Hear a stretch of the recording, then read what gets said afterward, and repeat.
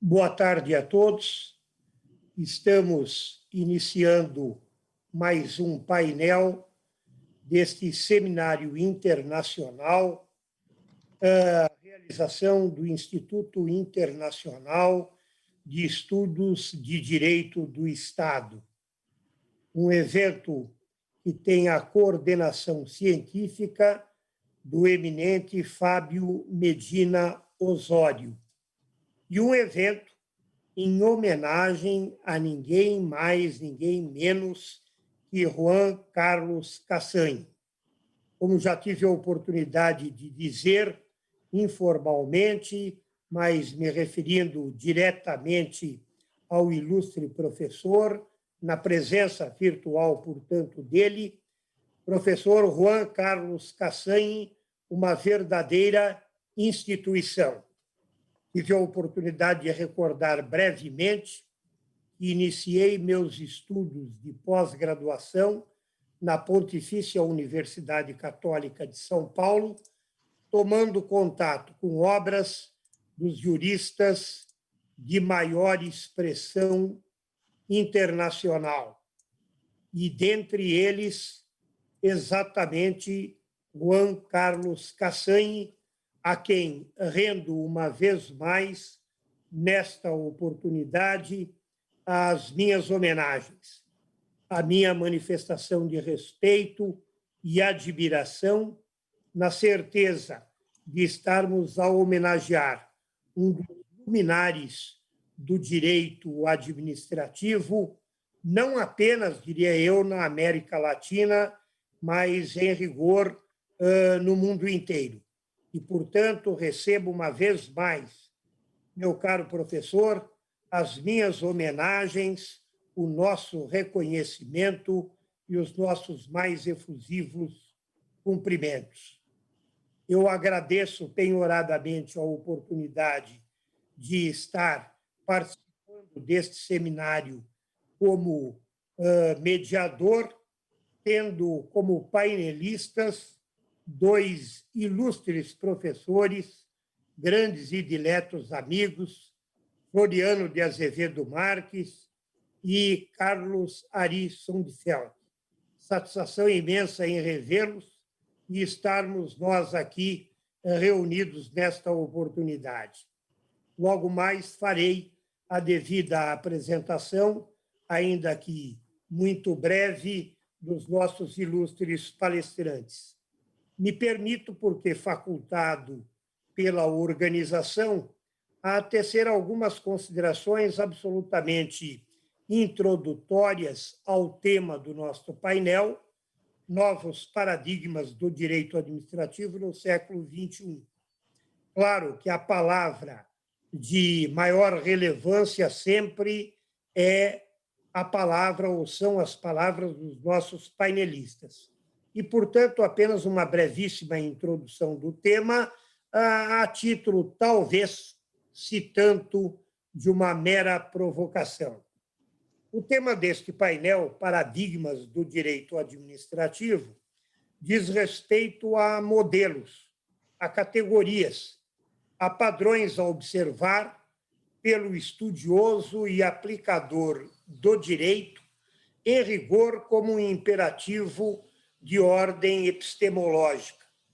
O direito, como fenômeno cultural, sabemos, está em permanente evolução, como a ciência que o tem por objeto de estudo, sem embargo, de suas categorias fundamentais, sedimentadas ao longo dos séculos XIX e XX e objeto de novas reflexões na contemporaneidade.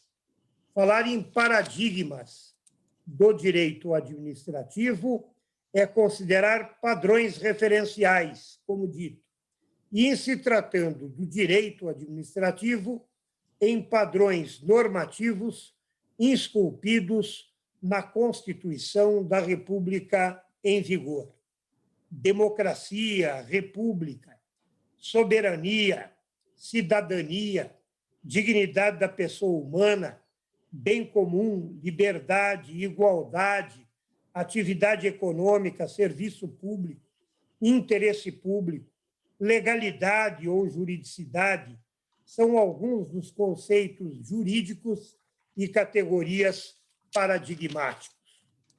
Relevante também nos parece o movimento pendular quanto à dicotomia prerrogativas da administração pública e direitos dos administrados. Relevância especialmente hoje, em dia, em tempos de pandemia. Seja como for, o direito administrativo tem sido considerado por autores mais clássicos referenciais ramo do direito público que diz respeito ao exercício da função administrativa, compreendendo normas jurídicas, princípios e regras, caracteriza-se, no meu modo de entender, pela coercibilidade institucionalizada de suas prescrições. Entre nós, parece adequado dizer que o direito administrativo tem como paradigmas tanto o direito quanto a ciência do direito, que dele se ocupa, normas jurídicas fundamentais, constitucionais, dotadas de supremacia, que dizem respeito à organização, competências das entidades e órgãos exercentes da função administrativa, consagradoras de prerrogativas instrumentais à realização do bem comum, ao que seja de interesse público, fazendo respeitar os direitos individuais e meta-individuais assinalados no ordenamento jurídico. Esses direitos, como costumo dizer, consubstanciam prima facie o que se há de ter como interesse público. Nessa ordem de considerações, parece que o norte da atuação do Estado brasileiro está assinalado, sobretudo, no preâmbulo e no artigo 3º da nossa lei maior. Sem embargo, ultimamente, têm sido tratados com maior relevo certos temas, como a centralidade dos direitos fundamentais, a dignidade da pessoa humana, o processo administrativo, a consensualidade nas relações entre a administração pública e administrados e o denominado consequencialismo. E entre essas normas, esses conceitos, essas categorias paradigmáticas, nós não podemos prescindir das novas disposições da Lei de Introdução às Normas do Direito Brasileiro, que se impõe respeitar novas disposições, fruto do labor, dentre outros, sobretudo, de Floriano de Azevedo Marques e Carlos Arissundiferdi, professores eminentes, queridos amigos, aos quais eu também rendo as minhas homenagens, passando, então, em primeiro lugar, a palavra ao professor Floriano de Azevedo Marques, que, em apertadíssima síntese, podemos dizer, se trata de professor do Departamento de Direito do Estado da Faculdade de Direito da Universidade de São Paulo. Meu caro Floriano, da nossa velha e sempre nova academia, da qual é atualmente diretor, doutor em Direito pela USP, professor de Direito da Regulação da Fundação Getúlio Vargas em nível de pós-graduação. E, portanto, meu caro professor Floriano de Azevedo Marques, cumprimentando uma vez mais e com os agradecimentos da coordenação por haver aceito este convite, tem o prezado amigo, eminente professor, a palavra para suas considerações pelo prazo regimental de 30 minutos. Já boa tarde, professor Márcio, meus caros e caras ouvintes. Eu considero este evento um seminário, mas, mais do que tudo, uma conversa entre amigos diletos, né?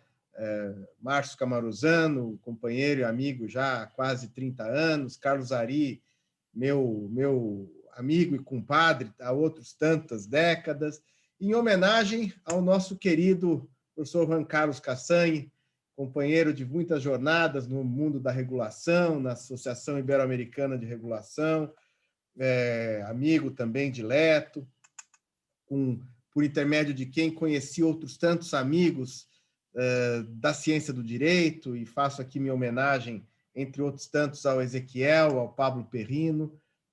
Enfim, eu considero que aqui tem uma responsabilidade de falar entre amigos, para amigos e para aqueles amigos que sabem do assunto mais do que eu. Então, é ao mesmo tempo uma alegria e um desafio que eu tentarei enfrentar aqui de maneira muito rápida e objetiva. O tema que nos foi pedido, que nos foi endereçado, é um tema bastante desafiador, controverso. O professor Márcio fez aqui uma belíssima introdução, apresentando o problema e as nuances desse problema, e eu vou tentar ser bastante preciso no meu modo de entender esta questão. Novos paradigmas. Duas notas são muito importantes quando nós falamos disso. Eu organizei um livro há uma década e meia passada que trabalhava com isso. Quando nós falamos de novos paradigmas, primeiro nós precisamos saber o que nós estamos entendendo por paradigmas, né? E depois entender o que se pretende quando se discutem novos paradigmas. Eu tomo aqui a concepção de paradigma de um teórico das ciências, Thomas Kuhn, vocês conhecem certamente, e simplifico Kuhn, que é um autor muito complexo, para dizer que paradigma nada mais é do que o parâmetro ou os parâmetros que uma dada comunidade científica adota como suficientes para, num momento determinado, resolver os problemas que são postos para essa ciência.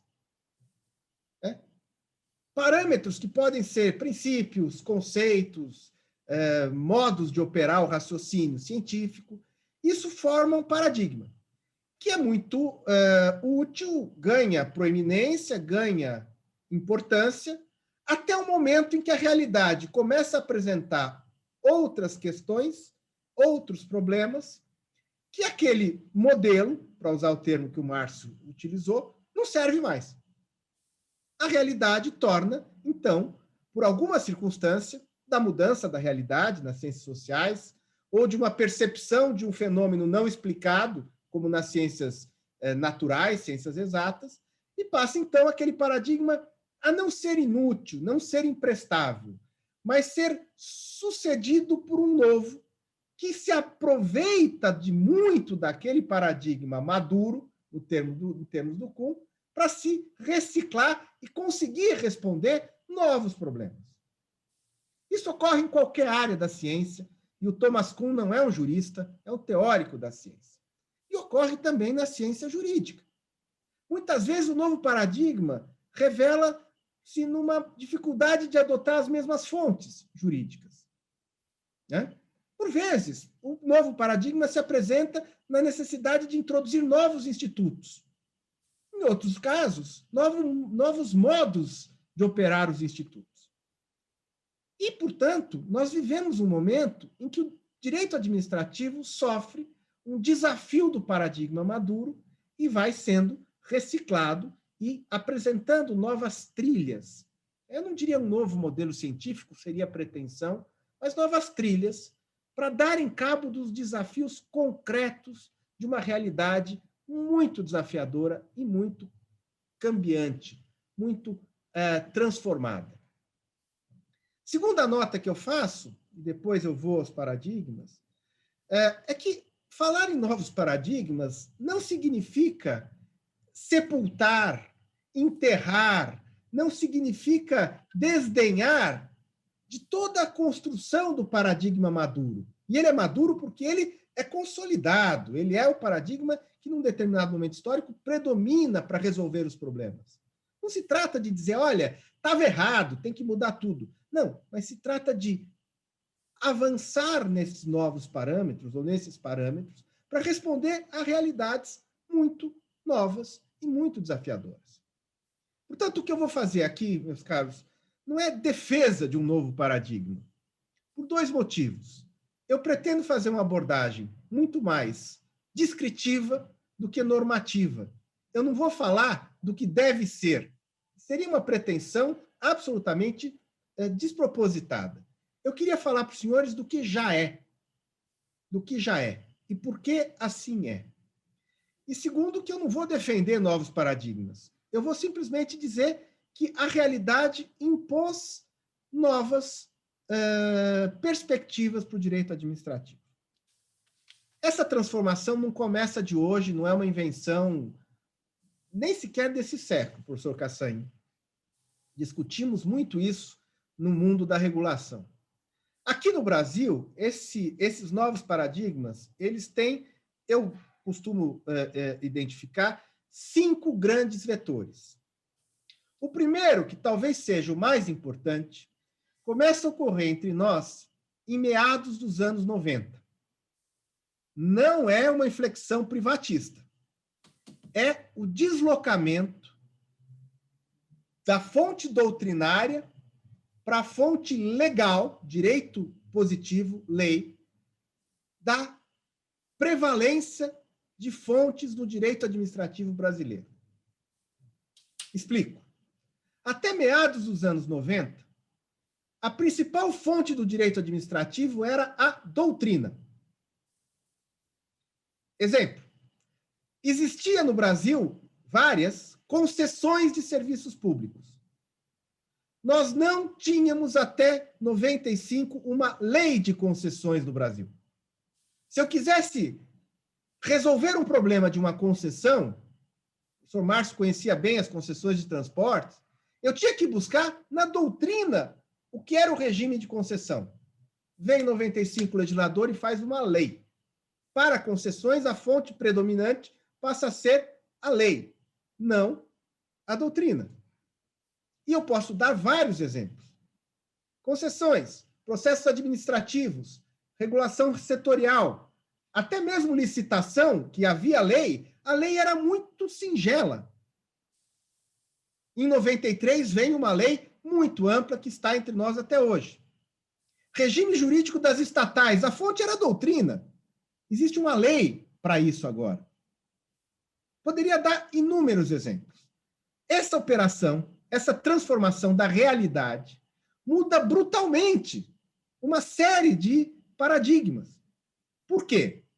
Porque, embora o legislador não seja um jurista administrativista de primeira linha, a ordem constitucional citada pelo professor Márcio diz que a lei prevalece sobre a opinião da doutrina, ainda que eu não goste. E essa inflexão positivista, essa inflexão legalista do direito administrativo, nos fez lidar com realidades muito novas, realidades muito desafiadoras. Porque o legislador, muitas vezes, simplesmente desconsiderou o que a doutrina dizia. Dou um exemplo. Serviço público no Brasil, desde a lei de PPPs, não é mais remunerado só por tarifa, goste eu ou não. Existe uma possibilidade legal de concessão custeada com recursos do Tesouro, concessão administrativa. Então, a primeira mudança de paradigma que nos desafia é que o direito administrativo passou a ter menos relevância da doutrina, não estou dizendo que ela é irrelevante, menos relevância da doutrina como fonte primária do direito administrativo, e isso se deslocou para a lei, para a vontade do legislador, gostemos dele ou não. Segundo vetor que vem ocorrendo já há pelo menos 2 décadas. O paradigma clássico do direito administrativo era baseado na autoridade. esta autoridade não desapareceu, ela continua sendo central para o direito administrativo. Mas um novo paradigma começa a surgir com uma emergência de espaço e importância cada vez maior para o consenso, para a formação de instrumentos consensuais para manifestação e concretização do direito administrativo. De novo, o direito positivo joga um papel aí. Lá, nos anos 90, começo dos anos 90, não, começo dos anos 80, Lei de Ação Civil Pública, termos de ajustamento de conduta. Depois, mais recentemente, a Lei Anticorrupção, acordos de leniência. A Lei de Improbidade é alterada para termos um acordo de não persecução civil. Os termos de ajustamento de condutas restritos ali ao âmbito do Ministério Público são alargados para todos os âmbitos da administração pública. O direito penal, que não é direito administrativo, mas é um direito clássico da autoridade estatal, passa a prever uma inúmera quantidade de acordos, colaboração premiada, acordos de não persecução criminal, etc. Não dá para tratar esse direito administrativo, para ficar nele, pensando só no exercício do direito, do poder extroverso, da autoridade. Quem hoje quiser aplicar o direito administrativo tem que entender de teoria das obrigações, tem que entender de consenso, tem que entender de formação da vontade pública. Discricionariedade nesse novo mundo é muito diferente do que eu tinha quando eu estudei nos bancos escolares nos anos 80. E vejam vocês, agora recentemente surgiu um debate aqui no mundo inteiro, alguns autores apressadamente dizendo: agora a pandemia vai mostrar a importância dos instrumentos clássicos de autoridade, requisição, né?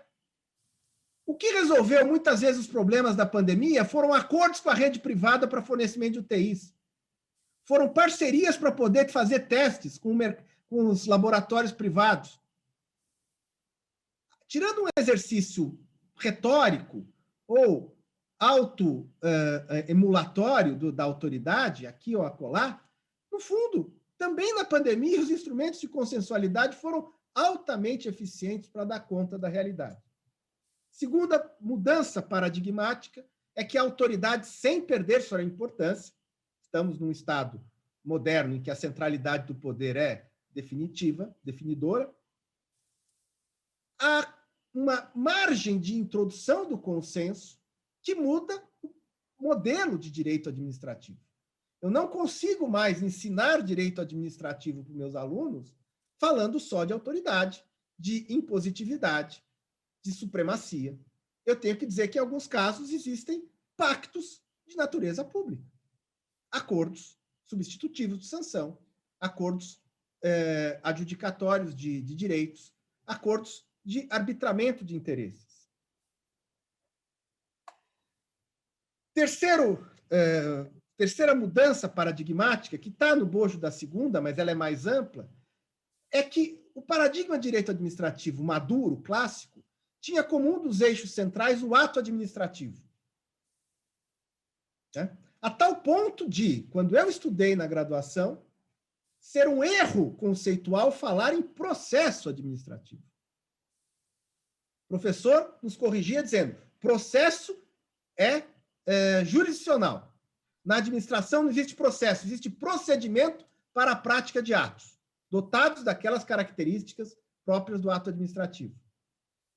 Mas o Constituinte, que o Márcio bem lembrou, ele é muito irreverente.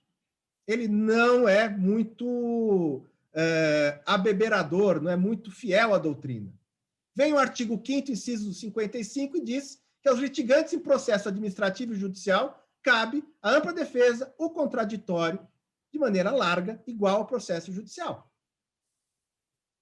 E aí o processo entra com força total, inclusive com leis de processo, que tornam o administrado não só mais sujeito ao ato, mas um sujeito no processo, condição essencial para a prática do ato. Isso muda muita coisa.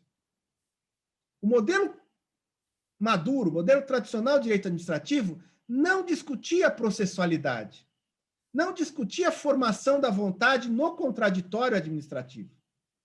E o novo paradigma tem que trabalhar com isso. Tem que trabalhar com processo. Não só rito, processo enquanto formação da vontade estatal com interferência, influência do particular, do administrado. Então, terceiro vetor, do ato, nós vemos um deslocamento para o processo de maneira clara, igualmente porque a Constituição e a lei assim determinam. O quarto vetor é que nós assistimos, visivelmente, como centro do modelo, centro do parâmetro científico, um deslocamento do principialismo para o consequencialismo. O direito administrativo maduro era muito centrado na aplicação dos princípios com força normativa a partir da compreensão do aplicador. Eu não estou a dizer que os princípios deixaram de ter relevância ou deixaram de ter peso normativo. O que eu estou a dizer é que hoje, este novo paradigma impõe que o aplicador do direito público, do direito administrativo, não se baste na identificação de um princípio apto a resolver o problema que lhe é colocado, mas tenha que casar, tenha que compor a identificação do princípio que resolve aquela questão com um esforço analítico e demonstrativo de perquirir os efeitos da aplicação daquele princípio. Para ser mais provocativo, não basta apenas citar a supremacia do interesse público, que eu acho que é este.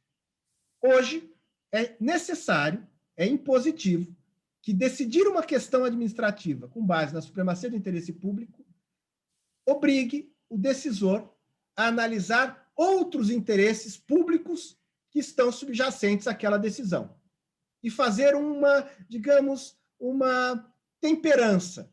Falava-se há pouco, uma análise proporcional dos efeitos. Ah, mas por que isso? Porque o Floriano resolveu colocar o consequencialismo alienígena no direito brasileiro? De novo, não é uma questão de vontade doutrinária, porque a lei citada pelo professor Márcio, a Lei de Introdução às Normas do Direito Brasileiro, determina obrigatoriamente, no artigo 20, que assim seja feito. E quando eu vou dissertar sobre direito administrativo, quando eu vou ensinar direito administrativo, eu tenho que avisar aos meus alunos que não basta aplicar um princípio abstrato, é preciso fazer uma análise de consequências desses princípios quando são eles aplicados para dirimir uma questão, ou adjudicar um direito, ou coisa que o valha. Mas eu podia ir mais atrás, e o colapso desse modelo não começa com a lei de introdução alterada em 2019. Começa muito antes, por méritos da doutrina. Me lembro da importância na própria superação do paradigma maduro das obras dos administrativistas, professor Celso Antônio Bandeira de Mello, defendendo a teoria dos motivos determinantes. Essa análise consequencialista, ela está lá no nascedouro da exigência da motivação e da teoria dos motivos determinantes. Márcio acompanhou muito esse debate, que era visto como uma excrescência. E essa excrescência levou a se rever o paradigma, obrigar que a discricionariedade, mesmo ela, seja motivada e que os motivos vinculem a decisão. Isso é o germen do consequencialismo. Começou lá atrás. O Thomas Kuhn diz que o paradigma não muda numa virada de mesa. Ele é um acúmulo que o próprio modelo científico oferece já as pré-condições para a sua superação. Motivos determinantes, obrigação da motivação, está na base da introdução de um dever consequência, de análise de consequências, que vem ser positivada 30 anos depois na lei de introdução. Isso também faz com que o paradigma maduro tenha que ser revisto e que nós tenhamos que aprender, gostemos ou não, a lidar com o juízo consequencialista. Sem sepultar e enterrar os princípios, porque muitos deles, inclusive, são expressos, como lembrou o professor Márcio, na Constituição, mas combinando a aplicação do princípio com a sua concretude de uma análise consequencialista que diga, na motivação, eu acho que aqui a supremacia do interesse público é porque o direito à vida prevalece sobre o direito à propriedade privada dos hospitais, por exemplo. As consequências de não usar o leito da UTI é morrer gente. Elas são muito mais relevantes do que um eventual, sei lá, sobrepujamento da organização hospitalar privada. Consequência. Mensuração. Exposição. Por fim, a última mudança, essa já no direito administrativo aplicado às atividades econômicas, é que nós assistimos um deslocamento nesse novo paradigma, ou nessas novas vertentes que vão, ao meu ver, formar no futuro um novo paradigma, é que há um deslocamento da noção, do conceito, do instrumental de serviço público para o instrumental das atividades econômicas de interesse geral. E aqui, de novo, não se trata de uma influência dos administrativistas privativistas, capturados pelo mercado, dinheiristas, péssimos, etc., mas se trata também de uma necessidade prática de serviços públicos que se tornam muito complexos, que se tornam muito, digamos assim, diversificados, e da verificação da insuficiência do ferramental clássico, oitocentista, da teoria clássica do serviço público. E, de novo, não é uma opção meramente de doutrina. Ela está refletida no direito. Nós temos que aprender a lidar com isso, gostemos ou não. Cito algumas leis, sem querer estorvá-los, né? A Lei 13.848, que modificou a Lei Geral de Telecomunicações, lei geral essa de autoria no seu projeto original do professor Márcio, professor Carlos Ari, ela criou uma possibilidade de se transformar uma concessão em autorização e praticamente suprimir o instrumento clássico da concessão do setor dos serviços públicos, assim considerados na Constituição, os serviços públicos de telecomunicações.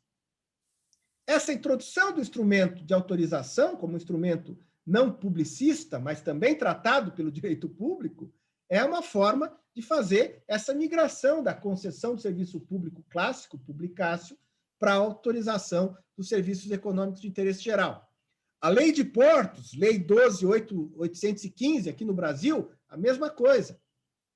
E máxima, ainda não é lei, mas é proto-lei, o projeto de lei do Senado 261, que reestrutura a regulação dos serviços de ferrovias, o mais antigo serviço público entre nós, professor Márcio, também faz uma inflexão radical nessa mudança de conceitos e paradigmas.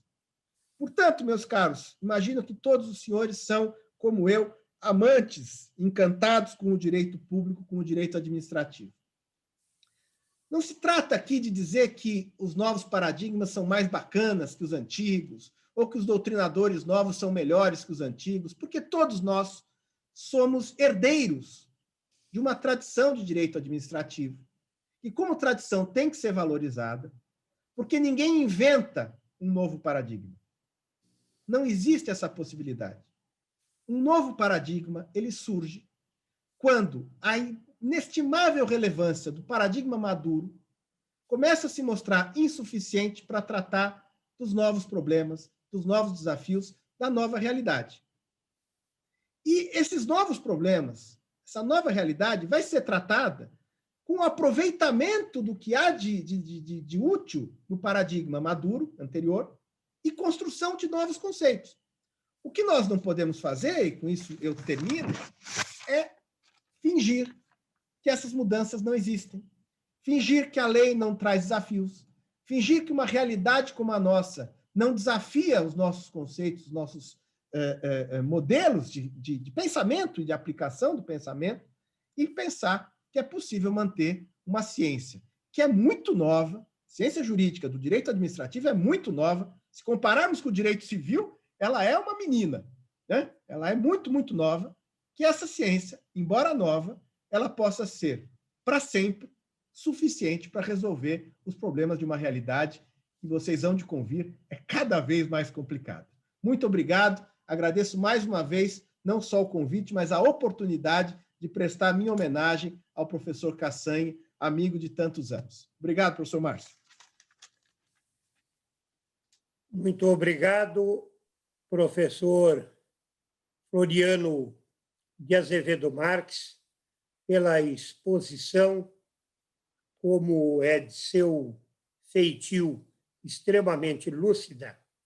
E eu só me permito lembrar rapidamente do grande Carlos Maximiliano, que, na sua hermenêutica e aplicação do direito, já chamava atenção para a necessidade de preocupação com o resultado da interpretação como um verdadeiro teste da adequação ou não do processo hermenêutico adotado para a consecução dos objetivos das finalidades esculpidas no ordenamento jurídico. E, portanto, falar em consequencialismo, sob certo aspecto, é uma ênfase e um desenvolvimento em algumas ideias fundamentais que já medravam lá atrás pela voz dos clássicos, que você, Floriano, me permite chamá-lo assim, né? Eminente professor, não deixa de respeitar como assinalado. Mais uma vez, muitíssimo obrigado. E agora eu tenho a honra de passar a palavra para outro eminente professor, colega, amigo de longa data, companheiro de tantas jornadas, não é, Carlos Ari? Que é exatamente este eminente professor que, a partir de agora, fará uso da palavra, que é professor do mestrado acadêmico e do mestrado profissional, da pós-graduação da Fundação Getúlio Vargas Lato Sensu, e da graduação em Direito da mesma Fundação Getúlio Vargas de São Paulo. É presidente da Sociedade Brasileira de Direito Público, mestre e doutor em Direito pela nossa Pontifícia Universidade Católica de São Paulo. Professor Carlos Ari, também os meus agradecimentos em nome da coordenação pela aceitação deste convite, neste evento em homenagem a Cassanhe, ao eminente professor Cassanhe, e, portanto, tenho a honra de, a partir de agora, passar-lhe a palavra para a sua exposição, observado o prazo regimental de 30 minutos. Tem a palavra, professor. Meu caro amigo professor Márcio Camarosano, uma alegria estar aqui sob sua coordenação. Meu colega, meu compadre, companheiro de tantas batalhas, professor Floriano Azevedo Marques. É um privilégio também estar aqui para que juntos nós possamos encontrar outros colegas brasileiros e estrangeiros para nós, mas, enfim, todos irmãos, para homenagear um mestre como Juan Carlos Cassanhe, que nos une, então, nesta tarde de sexta-feira, viernes, para comemorar o nosso direito administrativo, pensando a respeito dele e do seu futuro. E a nossa provocação hoje é pensar nos novos paradigmas do direito administrativo no século XXI.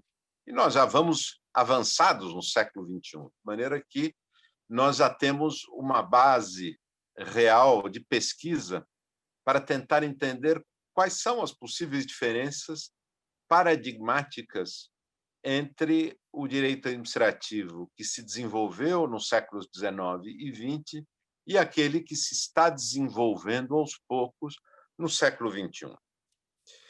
E eu diria que a grande transformação paradigmática tem a ver com a perda da dignidade, da sofisticação, das ilusões em torno da possibilidade de se ter um sistema puramente racional, um sistema jurídico organizado e funcionando de maneira puramente racional.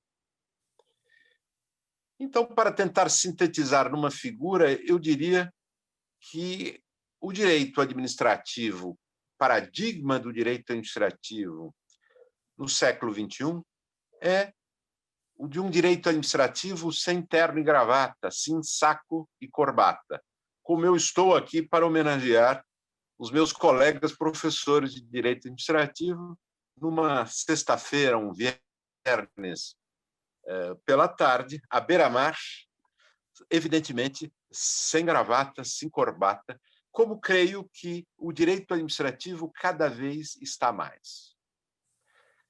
Essa concepção a que se referiu o professor Floriano e que se referiu o professor Márcio Camarosano, que é uma concepção intelectual, e é natural que nós a adotemos. Somos professores intelectuais do direito.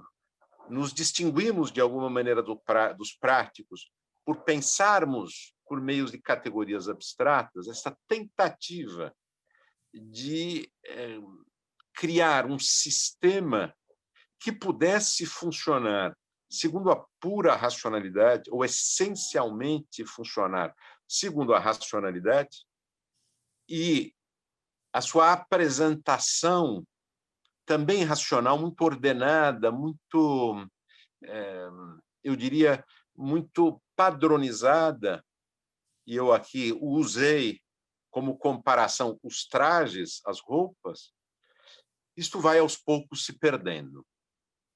Inclusive no nosso trabalho profissional e nos nossos encontros científicos, porque aos poucos as pessoas vão aparecendo no seu ambiente doméstico, em ambientes diferentes e com trajes diferentes. Da mesma maneira que as normas jurídicas que estavam na base da tentativa de construir um sistema racional se apresentam em versões cada vez mais domésticas. E eu diria que este é um primeiro ponto a que se referiu o professor Floriano também, e que eu gostaria de voltar. Quando se tentou conceber o sistema jurídico como um conjunto de normas que serviriam de referência para as decisões concretas, se imaginou que esse sistema de normas teria um conjunto de características que fariam dele algo razoavelmente organizado, ordenado. E este sistema começou a funcionar, mas a transformação que vem sendo apontada há décadas e a que até hoje nos desafia e nos transtorna é a da multiplicação, é da inflação normativa e da fragmentação das fontes normativas. E essa multiplicação tem muitas vertentes. Um exemplo é o da Constituição. Na tradição constitucional, que vem do século XVIII, deveriam estar no topo do ordenamento jurídico um conjunto de normas referenciais que seriam muito gerais e muito abstratas, que teriam a capacidade de universalizar um conjunto de valores ou de construir instituições básicas. E dali viria o engate de todo o sistema jurídico que se construiria a partir desta grande base normativa, que, para funcionar, tinha de ser uma base limitada, escassa, não quanto à sua pretensão, mas quanto à sua quantidade. E, neste modelo, de fato, surgiram as constituições europeias e a Constituição norte-americana, no início da nossa história constitucional. Mas, durante o século XX e agora, no século XXI, as constituições foram mudando de feição.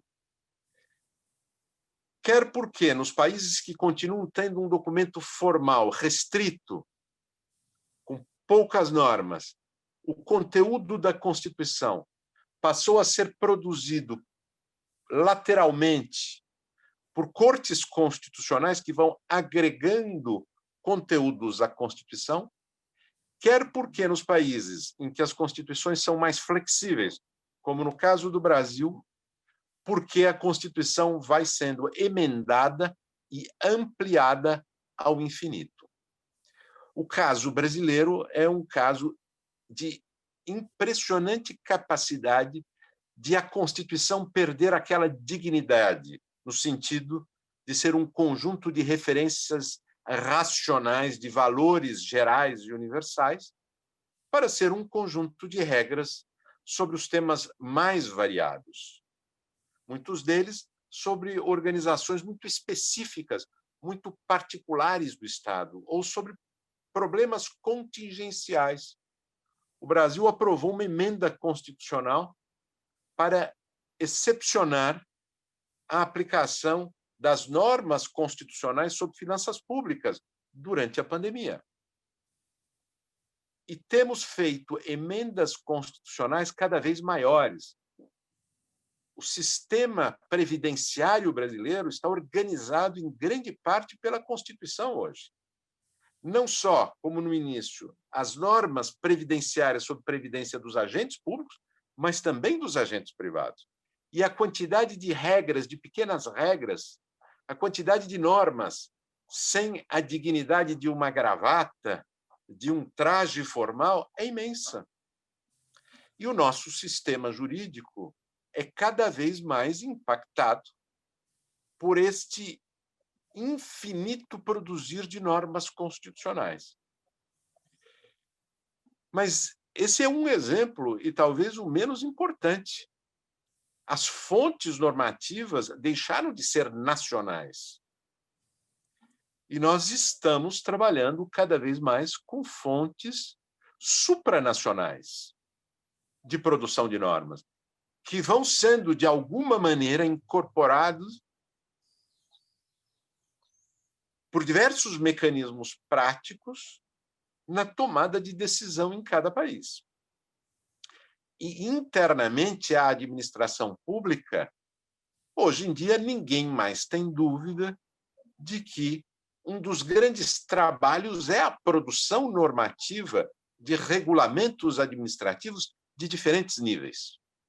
Essa é uma transformação profunda das características do sistema normativo pensado de início. E nós temos convivido com essa transformação. Ela não é uma transformação abrupta, mas é uma transformação paulatina. De qualquer modo, há um aumento crescente da complexidade do ordenamento jurídico. E este é um desafio que gera novos paradigmas ou novas tentativas de compreensão do direito e da capacidade de o direito garantir alguma racionalidade no processo de tomada de decisões. Não vamos nos esquecer da grande distinção que se buscava entre o sistema político e esse mundo jurídico público. O mundo político se organizava para tomar decisões segundo outros critérios. O critério da maioria, dos apoios das lideranças regionais e coisas desse tipo. Os agentes políticos deveriam ser, por natureza, instáveis de acordo com a variação da política. Mas os agentes jurídicos, eles seriam, segundo este modelo racional, pessoas formadas para fazer parte de um mundo jurídico, que dominaria uma cultura ligada a esse sistema, a este ordenamento jurídico que eu me referi aqui. Acontece que esse ordenamento jurídico é outro, completamente diferente. É um ordenamento jurídico que não usa mais terno e gravata. é um ordenamento jurídico muito diferente e cheio de falhas, de fragmentações, de insuficiências. Algumas delas novas, que nunca existiram como um problema pensado racionalmente pelas cortes ou mesmo pelos juristas. Como é que nós, administrativistas, temos convivido com esse novo mundo? Por meio de algumas novas soluções, adaptação de algumas soluções antigas e algumas tentativas de investir em normas jurídicas ou em conjuntos de normas jurídicas que sejam capazes de produzir um efeito ordenador. O grande exemplo de tentativa, fruto do trabalho de administrativistas, de tentativa de produzir uma lei ordenadora deste relativo caos, são as leis de procedimento administrativo ou de processo administrativo, como se diz em outros lugares, como no Brasil. Que, afinal de contas, são invenções intelectuais de professores que, tentando, de algum modo, se espelhar naquilo que se fez no mundo privado, com os códigos civis,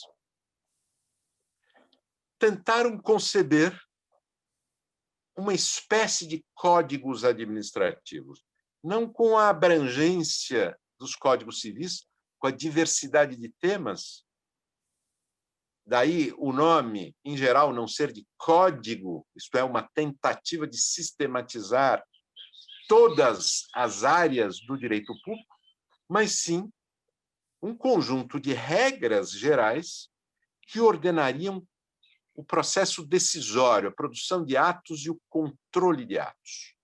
Essas são as leis de processo administrativo. São tentativas de reunir com força normativa e um certo status intelectual, importância cultural, aquilo que pode servir como ferramenta para, apesar de toda essa pulverização, garantir alguma racionalidade, isto é, que o processo de decisão no mundo do direito, nos tribunais, na administração pública, não seja um processo de decisão de pura política, sem nenhuma referência geral. As leis de processo administrativo se espalharam pelo mundo e, no Brasil, elas chegaram tarde.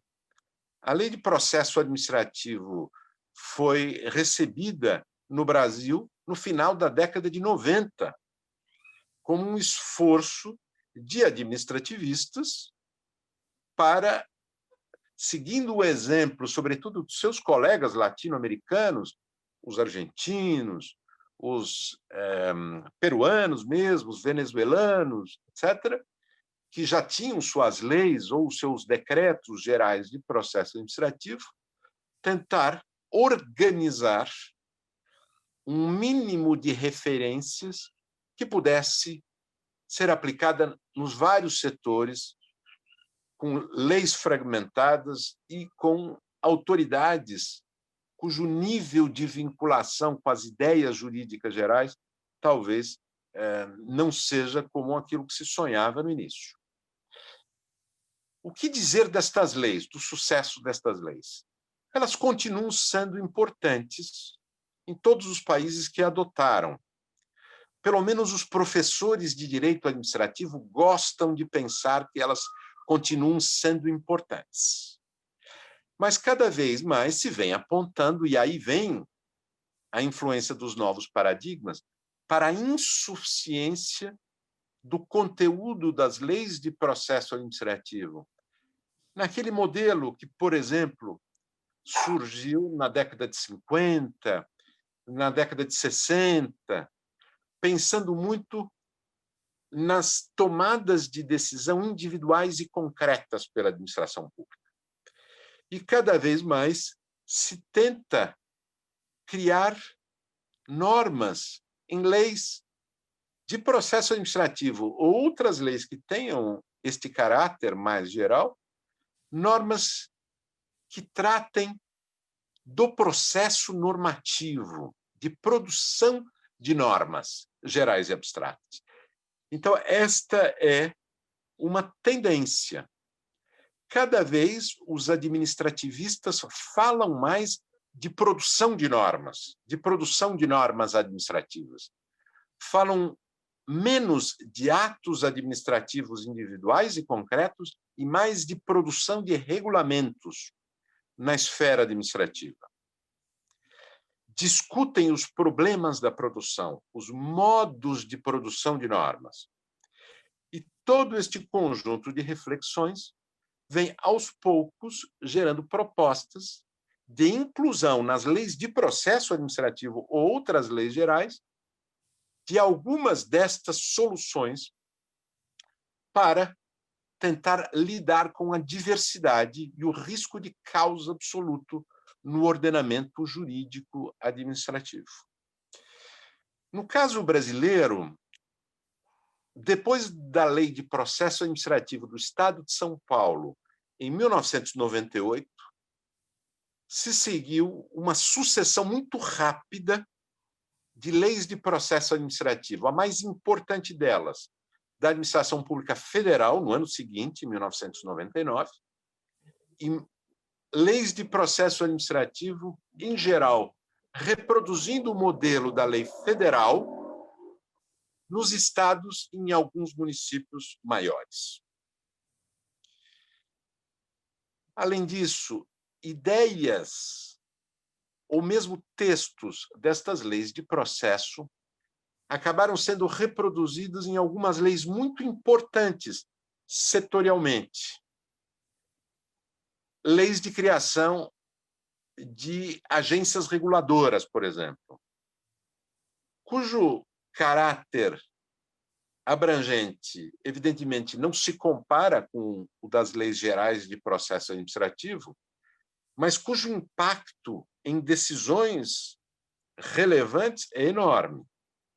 Então, há setores cuja agência reguladora é mais poderosa, mais importante do que o restante da administração pública como um todo. De modo que esta incorporação nas leis de agências reguladoras ou nas leis setoriais de normas, textos ou ideias das leis gerais de processo são fenômenos importantes para tentar evitar a fragmentação absoluta, que é o risco que se corre. E isto é um produto da ação intelectual de pessoas que continuam pensando, os administrativistas, que continuam pensando sempre dentro da lógica de garantir racionalidade, um mínimo de racionalidade na produção normativa. E, evidentemente, depois, na produção de decisões individuais e concretas. Em que medida a racionalidade é uma ilusão, porque o mundo concreto não corresponde jamais de maneira generosa aos planos de fazer com que esses sistemas gerais influenciem em cada decisão concreta, é um tema para os pesquisadores, e as pesquisas têm mostrado a enorme dificuldade no funcionamento deste sistema puramente racional. E, pouco a pouco, mesmo as leis gerais racionalizantes, como as leis de processo administrativo, vão incorporando soluções mais realistas, menos racionalizantes, no sentido de que menos ligadas à tentativa de garantir o funcionamento desse modelo muito bem ordenado e racional. No caso brasileiro, é importante referir um movimento legislativo recente que foi invocado aqui, e não por acaso, tanto pelo professor Márcio Camarosano, quanto pelo professor Floriano Azevedo Marques, que foi a edição de uma lei em 2018, para reformar uma lei que não é muito comum na experiência internacional, mas que o Brasil possui e que se chama Lei de Introdução às Normas do Direito Brasileiro. Esta lei nasceu na década de 40, chamada de Lei de Introdução ao Código Civil. E o seu objetivo era tratar da relação entre as normas. Por exemplo, foi esta lei que garantiu o respeito à ideia de irretroatividade de normas, o respeito a ideias como direito adquirido e coisas assim. Foi esta lei que estabeleceu algum tipo de parâmetro para identificar se uma lei continua vigente ou não mais está vigente. Esta lei nasceu chamada de Lei de Introdução ao Código Civil. Há alguns anos atrás, mudou de nome sem mudar de conteúdo, para se chamar Lei de Introdução às Normas do Direito Brasileiro. E, como referiu o professor Márcio, eu e o professor Floriano, como professores de Direito Administrativo, aceitamos o desafio desta mudança de rótulo, de título, que estava a apontar para um novo veículo, diferente da lei de processo, para incluir normas que tentassem incorporar paradigmas novos, importantes para o direito administrativo, e conseguimos aprovar uma lei que reformou e ampliou a lei de introdução às normas do direito brasileiro, com 10 novas disposições sobre segurança jurídica e sobre aplicação do direito público. Em 5 minutos, o que ela tem nestes artigos que apontam para novos paradigmas. O primeiro aspecto a destacar é que é uma lei cujos novos dispositivos tratam muito de produção normativa, especialmente da produção de normas pela administração pública. Um exemplo, trata da produção de normas que ocorre sem mudança de textos normativos. A mudança de normas pela mudança das interpretações de caráter geral. As interpretações de caráter geral, elas cada vez mais, elas são normas, apesar de não serem editadas pelo legislador.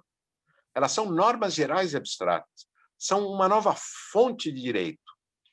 E esse tipo normativo é um dos tipos mencionados, tratados, trabalhados por alguns dos dispositivos da nova LINDB, que é a abreviatura de Lei de Introdução às Normas do Direito Brasileiro.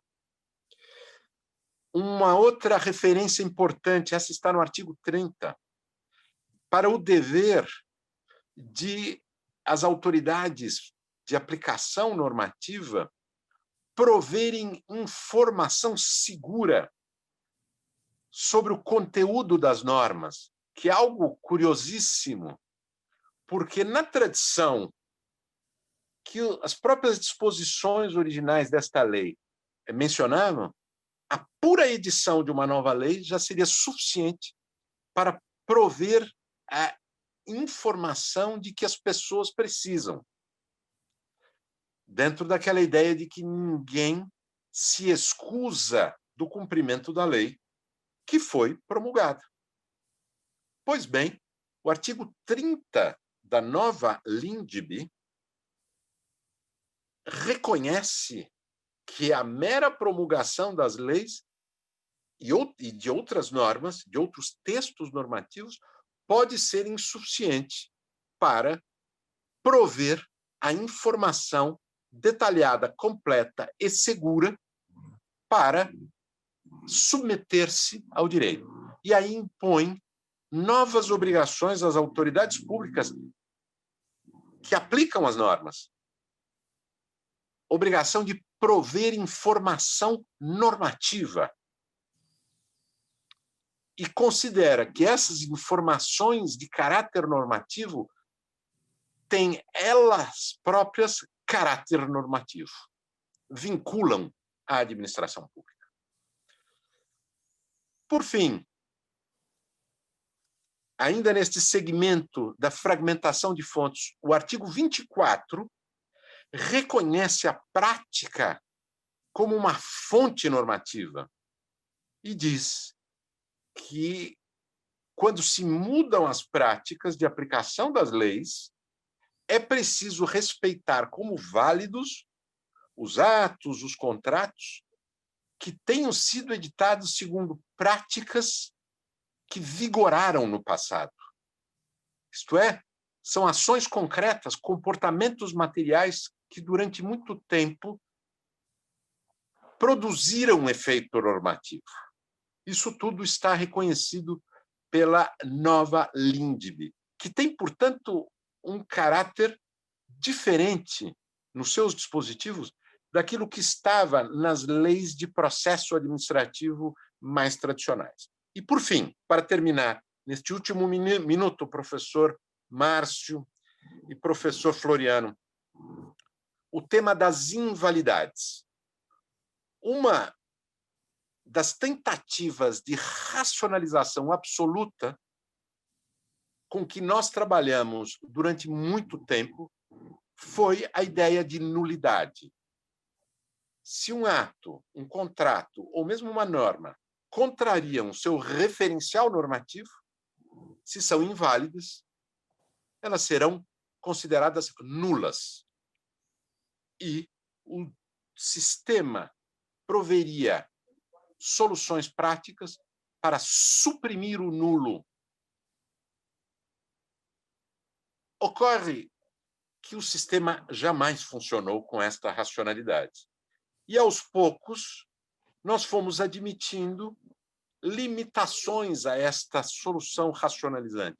Por exemplo, admitindo que haveria um prazo máximo para anular. Apesar da força dessa ideia de nulidade como algo insuscetível de convalidação, aos poucos se foi admitindo que mesmo o nulo prescreveria, isto é, não se poderia anular depois de um certo prazo. E, por fim, agora, o artigo 21 da nova LINDB reconhece que o paradigma da nulidade dos atos administrativos não faz mais sentido. E tudo se resume agora em, quando constatada a invalidade, construir-se uma solução adequada para a regularização. É o abandono pelo direito brasileiro da ideia superracional de nulidade, para garantir a articulação lógica do sistema. É, portanto, a aceitação das limitações práticas, reais, deste nosso modelo. E isto já vem ocorrendo na prática. No fundo, jamais a nulidade de pleno direito funcionou como as leis gerais previam e os manuais de direito administrativo o diziam. Portanto, o nosso desafio para o século XXI, professor Márcio, é conseguir conviver com um direito administrativo que continua usando terno e gravata, saco e corbata, com um direito administrativo relativamente indisciplinado, eu diria mais praieiro, que se apresenta vestido com uma simples camiseta de fim de semana. Obrigado, professor Márcio, obrigado, professor Floriano, por compartilharmos esta homenagem ao professor Juan Carlos Cassanho. Muito obrigado ao professor Carlos Ari Sondefeld, que nos brindou com uma exposição que revela uma preocupação com esta evolução, né, do direito administrativo, da ciência do direito administrativo, com a prática do direito administrativo, mesmo porque o direito, como criação humana, também tem a sua historicidade inegável. E fez observações da maior relevância. Eu me recordo que, nos primeiros anos do curso de bacharelado, e lá já se vão mais de 50 anos, o que ficou soando desde então nos meus ouvidos foi de que a lei, então denominada Lei de Introdução ao Código Civil, na realidade não era apenas uma lei de introdução ao Código Civil, mas lei de introdução a todo o ordenamento jurídico brasileiro, inclusive com algumas prescrições de direito internacional privado, algumas prescrições no que diz respeito à interpretação das leis, e uma lei que eu considero fantástica por todos os títulos e que agora tem uma outra dimensão, porque enveredou pelo campo do direito público, trazendo inovações importantíssimas em termos de legislação, ainda que consagradoras em alguma medida daquilo que já vínhamos observando como construção da doutrina e da jurisprudência. Mas há aquela cultura ainda de que aquilo que não está escrito, não é, na Constituição ou nas leis, nos seus mínimos detalhes, não existe no mundo jurídico. E, portanto, a nova lei de introdução, ou melhor, as novas disposições, que são 10, da Lei de Introdução às Normas do Direito Brasileiro, devem merecer, se fazem por merecer, todo o nosso estímulo, toda a nossa força, toda a nossa dedicação, para que realmente sejam observadas, que sejam cumpridas como exigência mesmo de segurança jurídica, a razão de ser do próprio ordenamento.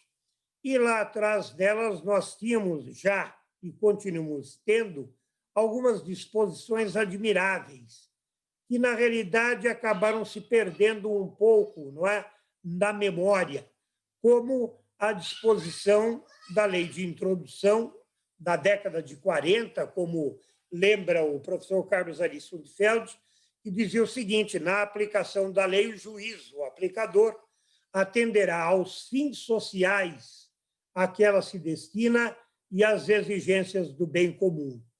Talvez, pela vagueza, não é, desses conceitos, ficou o dispositivo, durante muito tempo, praticamente dormindo em berço esplêndido. Mas está ali a regra matriz, digamos, da finalidade. Não é? Na aplicação da lei, o juiz atenderá aos fins sociais a que ela se destina. E, portanto, em termos de hermenêutica, não é? A finalidade da lei, a interpretação teleológica. E é uma lei que agora adquire uma nova dimensão, com essas novas disposições, graças, em larga medida, ao labor desses dois grandes professores que tiveram a oportunidade de falar neste painel.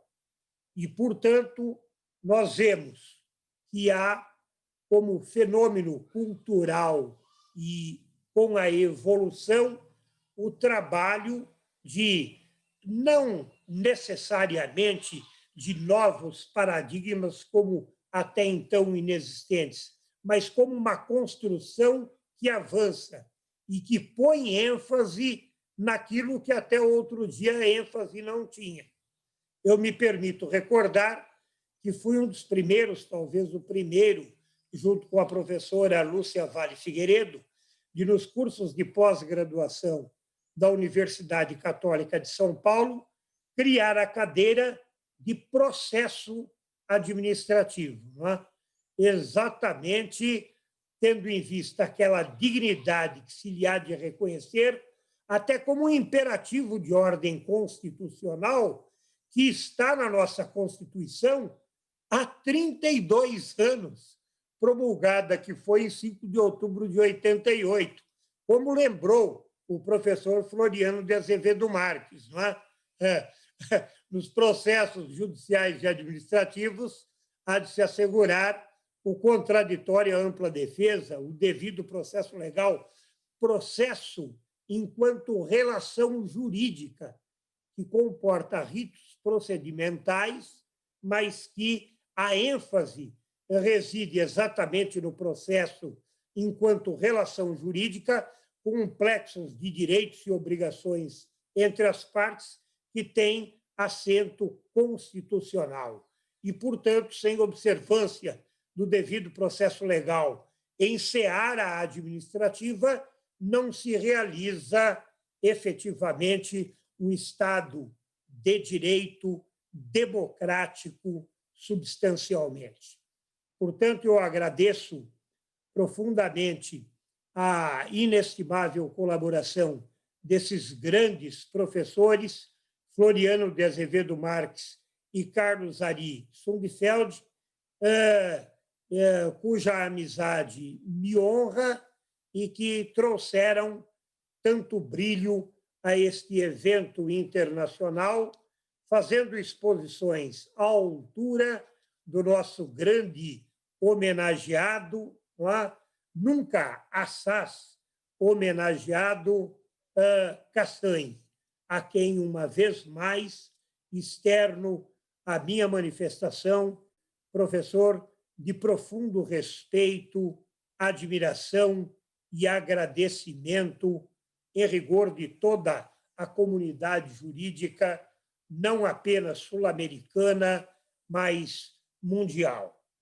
E eu me permito, então, caminhando para o encerramento dessas considerações, que estão todos convidados a assistirem agora ao próximo painel, o painel número 4, que tem como título Responsabilidade Extrapatrimonial do Estado, com a participação dos professores Patrício Sammartino e Augusto Duran Martinez, e com a mediação do professor Maurício Zocum, que é o atual presidente do Instituto Brasileiro de Direito Administrativo, colega das atividades docentes na Pontifícia Universidade Católica de São Paulo e representante também, como eu me permito assim qualificar,